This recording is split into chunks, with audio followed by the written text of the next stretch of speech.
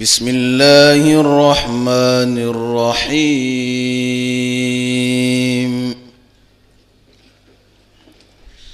يا أيها الذين آمنوا لا تسألوا عن أشياء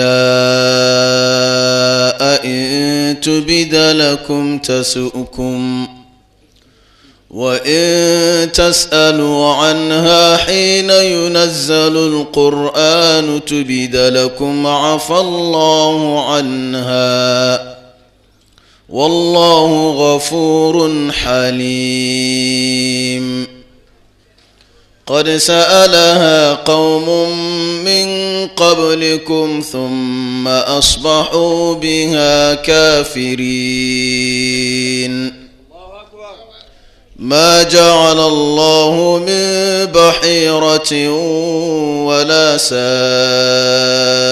سائبة ولا وصيلة ولا حام ولكن الذين كفروا يفترون على الله الكذب وأكثرهم لا يعقلون. وإذا قيل لهم تعالوا إلى ما أنزل الله وإلى الرسول قالوا حسبنا ما وجدنا عليه آباءنا أولو كان آباؤهم لا يعلمون شيئا ولا يهتدون. يا أيها الذين آمنوا عليكم أنفسكم لا يضركم من ضل إذا اهتديتم إلى الله مرجعكم جميعا فينبئكم بما كنتم تعملون. يا أيها الذين آمنوا شهادة بينكم إذا حضر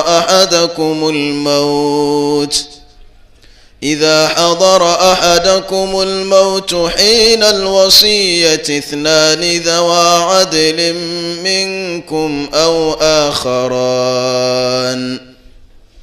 أو آخران من غيركم إن أنتم ضربتم في الأرض فأصابتكم مصيبة الموت تحبسونهما من بعد الصلاة فيقسمان بالله إن ارتبتم لا نشتري به ثمنا ولو كان ذا قربى ولا نكتم شهادة الله إنا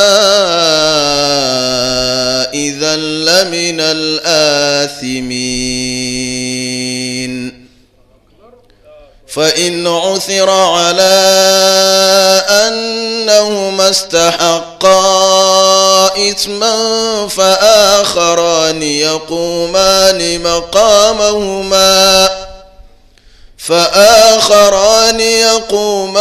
مقامهما من الذين استحق عليهم الأوليان فيقسمان بالله لشهادتنا أحق من شهادتهما وما اعتدينا إنا إذا لمن الظالمين. ذلك أدنى أن يأتوا بالشهادة على وجهها أو يخافوا أن ترد أيمان بعد أيمانهم واتقوا الله واسمعوا والله لا يهدي القوم الفاسقين. يوم يجمع الله الرسل فيقول ماذا أجبتم قالوا لا علم لنا إنك أنت علام الغيوب. إذ قال الله يا عيسى ابن مريم اذكر نعمتي عليك وعلى والدتك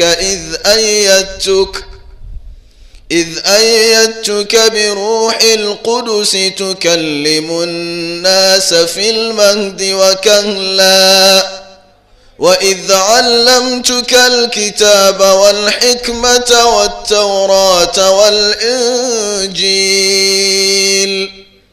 وإذ تخلق من الطين كهيئة الطير بإذني فتنفخ فيها فتكون طيرا بإذني وتبرئ الأكمه والأبرص بإذني وإذ كففت بني إسرائيل عنك إذ جئتهم بالبينات فقال الذين كفروا منهم إن هذا إلا سحر مبين. وإذ أوحيت إلى الحواريين أن آمنوا بي وبرسولي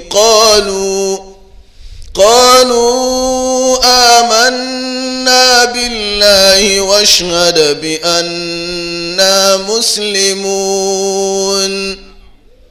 إذ قال الحواريون يا عيسى ابن مريم هل يستطيع ربك أن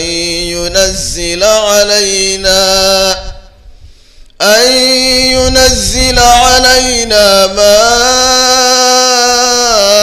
مائدة من السماء قال اتقوا الله إن كنتم مؤمنين.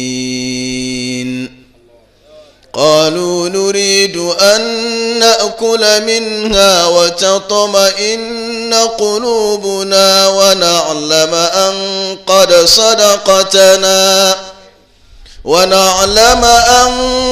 صدقتنا ونكون عليها من الشاهدين.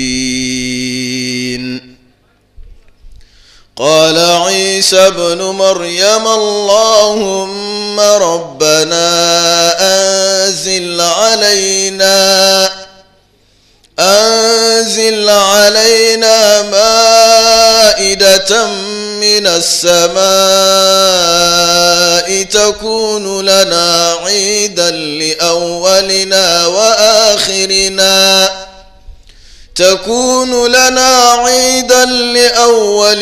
وآخرنا وآية منك وارزقنا وأنت خير الرازقين.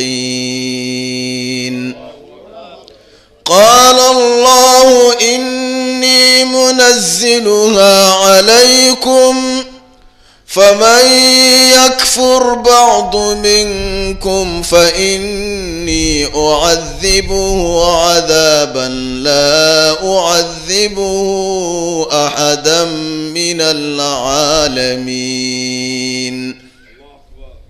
وإذ قال الله يا عيسى ابن مريم أأنت قلت للناس اتخذوني وأمي إلهين من دون الله قال سبحانك ما يكون لي أن أقول ما ليس لي بحق إن كنت قلته فقد علمته تعلم ما في نفسي ولا أعلم ما في نفسك إنك أنت علام الغيوب.